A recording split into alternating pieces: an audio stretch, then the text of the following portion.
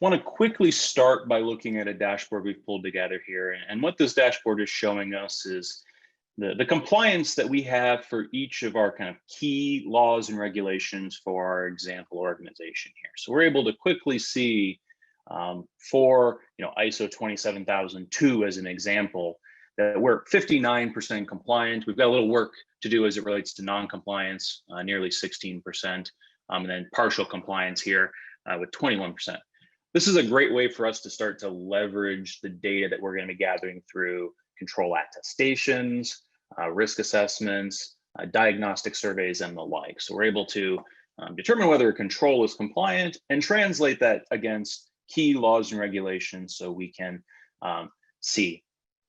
This is nice for us to see, how is the organization doing at large? We can take it a step further and say, what are we doing for our financial application? And now we can put a filter on it specifically to say, hey, this is a critical application with the organization.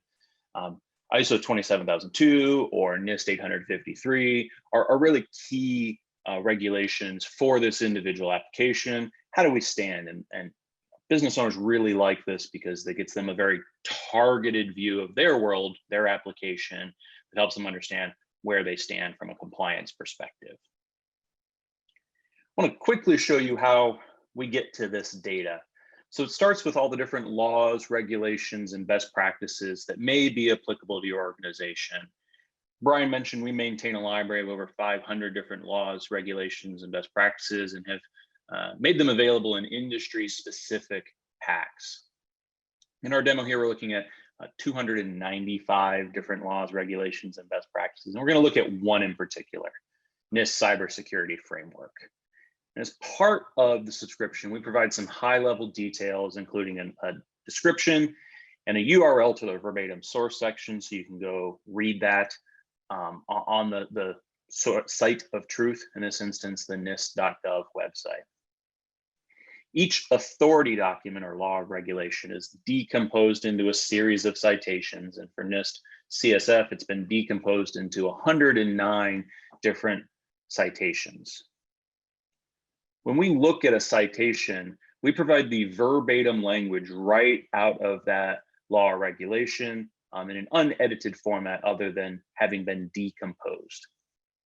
This decomposed section is mapped to an individual control objective, and this control objective is part of a common framework of risk and control requirements.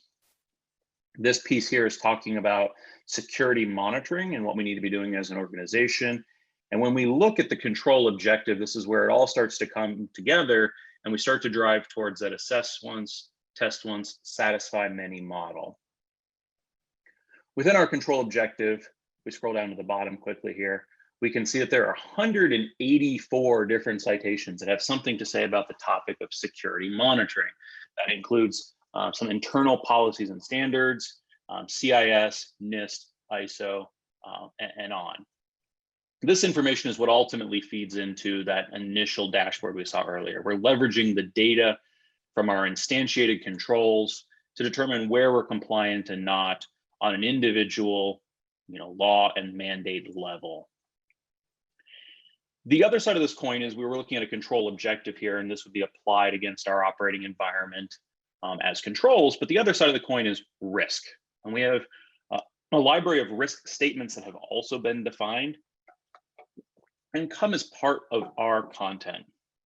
These risk statements include a statement of risk as well as a default inherent risk ratings that we typically see within organizations. But as part of that crawl phase, we work with you to tune these to your organization. So these inherent impact and likelihoods and residual impact and likelihoods are aligned to your operating environment.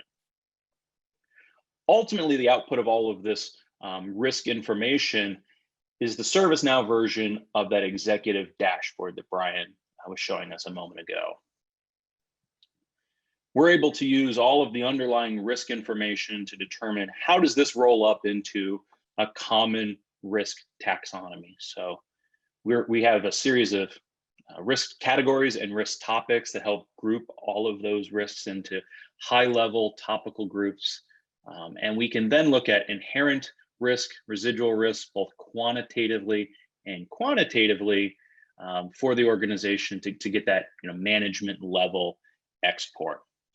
So this information would be fed into that PowerPoint slide and helps management understand where investments are paying off and where we may need additional resources to better improve our risk posture.